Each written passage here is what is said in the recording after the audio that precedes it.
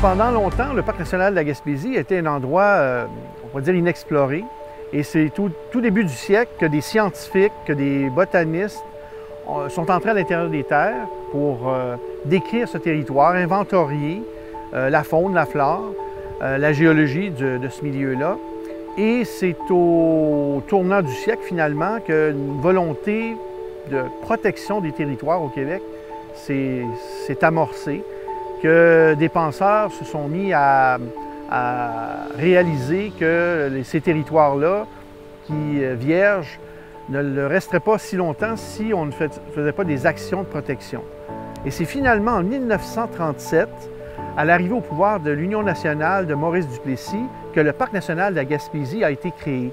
L'objectif de la création du parc, oui, était de créer une zone de récréation au public, mais aussi avait un élément de protection et de conservation pour le troupeau de caribous qui vivait au sud du Saint-Laurent, pour la protection du saumon de la rivière Sainte-Anne et aussi protéger le paysage des monts de la Table, les monts McGarrigle et des monts Albert et Logan. Et là, on était aux alentours des années 40. Qu'est-ce qui est arrivé? C'est la Deuxième Guerre mondiale. Et là, ça venait un peu brouiller les cartes. Et là, ça a mis un peu un frein au développement du parc. Et les constructions se sont arrêtées. Et c'est reparti. Après la guerre, les travaux ont recommencé. Jusqu'au début des années 45-50, la route transgaspésienne n'existait pas. Donc, on pouvait seulement partir de Sainte-Anne-des-Monts et atteindre le secteur ici. Après ça, on a développé la route qui mène vers New Richmond et vers Murdochville. On remet souvent et plusieurs fois en question le mandat et le rôle du Parc national de la Gaspésie, puisqu'en 1963, on autorise la prospection minière et en 1968, un autre décret gouvernemental autorise la coupe de bois à l'intérieur des limites du parc.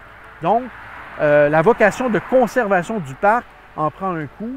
Et à cette époque-là, on peut aussi bien côtoyer des pêcheurs, des randonneurs, en moins grand nombre, mais aussi des prospecteurs et des forestiers. En 1977, bien sûr, c'est la loi sur les parcs qui est venue, on pourrait dire vraiment là, déterminer la vocation première de ce qu'est un parc au Québec. Donc, depuis 1981, on a maintenant un véritable parc de conservation, donc un territoire de 802 km² qui est voué à la protection et à la conservation de ce territoire. Il y a des activités maintenant qui sont possibles, des activités éducatives pour découvrir ce territoire-là.